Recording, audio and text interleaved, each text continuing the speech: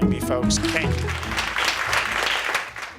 Here's where I want to start, which is our understanding of what causes challenging behavior in the first place.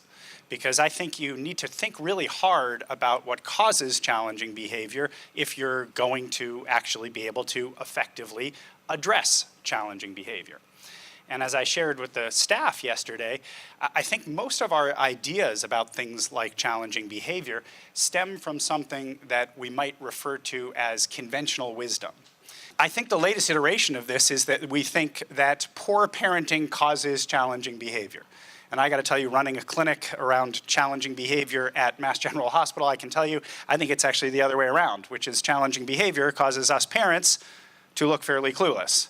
Whereas if we have a very well-behaved kid, we look like spectacular parents, okay? But the reality is conventional wisdom basically first blames parents and then blames the kid by saying that these kids are behaving poorly in order to get stuff and avoid stuff. And if you buy into the conventional wisdom, what it does is it leads you right to certain interventions, which are sort of all organized around incentives, consequences, rewards, punishments, all trying to orient people to motivate a kid to behave better.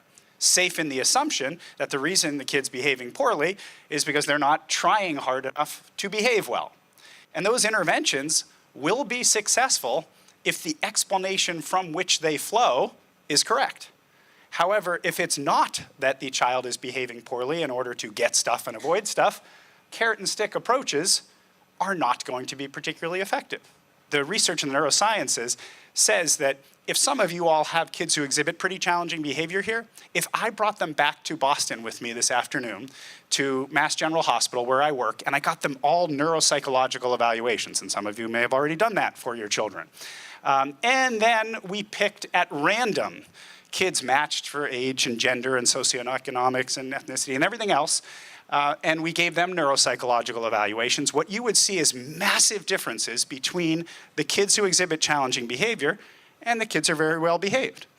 And where those differences would lie are in basically three domains of, if you want to be fancy about this, neuro-cognitive skills. You want to use less fancy language? Thinking skills.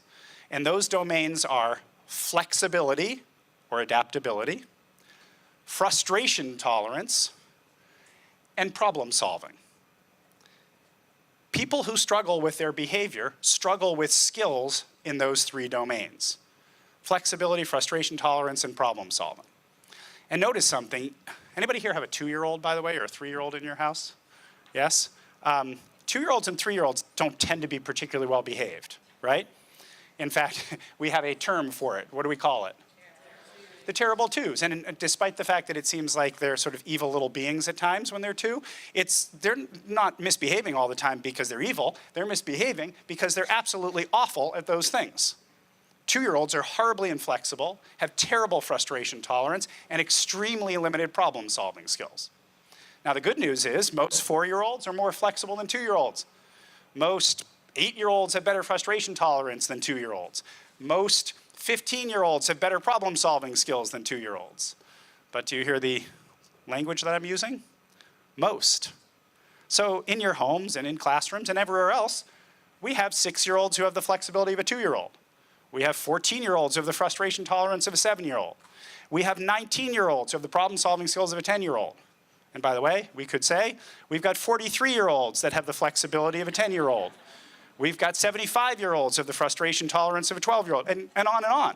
And I'm not joking, really. That's what it is. It's really sort of a lag in skill development, okay? Now, an interesting thing by the time you get to adulthood is if you're horribly inflexible, that actually can have some upsides as an adult. So where a child who's very inflexible, we say they're perseverating all the time, they get stuck on things, they won't move off of it. As an adult, we're like, oh, they've got great perseverance, stick-to-itiveness, stuff like this. And so when I see these kids in my clinical practice, I often say to the parents, I say, our job is to get this kid to adulthood with their self-esteem intact, because they're actually going to make an incredibly cool adult.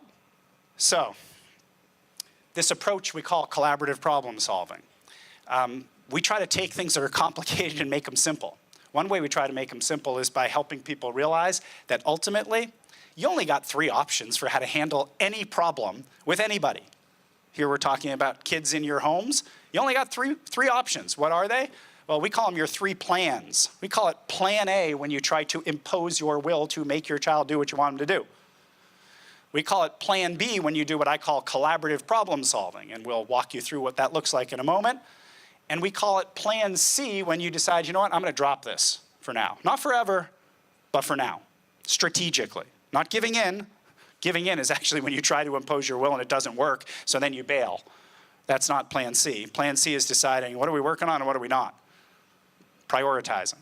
But ultimately, those are your only 3 options you have. And when somebody exhibits challenging behavior, we're very tempted to apply Plan A, but the interesting thing is, it not only doesn't work, it makes matters worse. And it doesn't help that person develop the skills that they're lacking that have them responding so poorly to Plan A in the first place. Plan C is a good way to keep a kid calm for the time being, but it's not a long-term strategy either. Which is why in this approach, we spend most of our time teaching people what we call Plan B, the process of solving problems collaboratively. The first ingredient of Plan B is where you work hard to clarify the other person's concerns. You bite your tongue on your concern, your perspective, your proposed solution to the problem, what you're worried about. You bite your tongue on it. You simply bring up the problem in a neutral way and you ask for information. You become a detective. You ask questions, you take guesses, you reflect what you've heard, and you reassure the person if they start to get upset at any point that you're just trying to learn what's going on. You're just trying to gather information. We can now move to the second ingredient of Plan B, where we share not our solution to the problem, but our concern. If you only have one set of concerns on the table, and in your case, it's the adults, you're using Plan A. If you only have one set of concerns on the table and it's the child's, you're headed for Plan C. How do you know you're doing Plan B? You must have both sets of concerns on the table. And once you have both sets of concerns on the table, you move to the third ingredient of Plan B, which is where you invite the person to brainstorm solutions together with you, giving them first crack at it. So if you're trying to help your child change behavior, the biggest predictor of whether you're going to be successful is the degree of helping relationship you have between you and your child. This is one of the wonderful things about embracing the notion of skill, not will. And just so we're clear, whenever you're talking about skills training of any kind, what you're actually talking about is changing the brain. To help somebody develop a new skill of any kind, like I was doing yesterday, trying to help the staff develop some new skills, what you're really trying to do is create new neuronal pathways in the brain. But you can do that. And believe it or not, people think you can only do that with children whose brains are more malleable. That's not true. The basic principles of neuroplasticity show us that you can change the adult brain too. Neural networks are changeable. But to change a neural network, you have to do a couple things. You have to activate the neural network in the first place. You can't change a neural network without activating the neural network, which means you have to engage in the actual process of doing the thing that the person has a hard time doing if you're going to develop new connections in the brain. And you must do it in a patterned, repetitive way in the context of a relational environment. And how do we know this? Just study normal, healthy human brain development.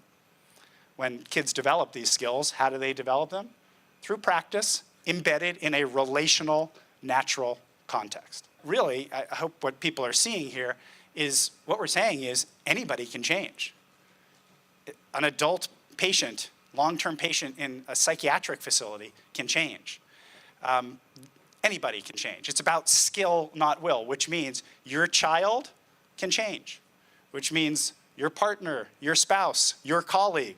We can help anybody change if we embrace the notion of skill, not will, and practice those skills with them.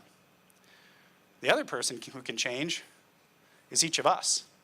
So one thing you can also do is reflect upon, in those skill domains, where do you struggle? And where are your strengths? And you can be mindful of practicing a process that actually helps you develop the skills that you may struggle with, because we adults can change also.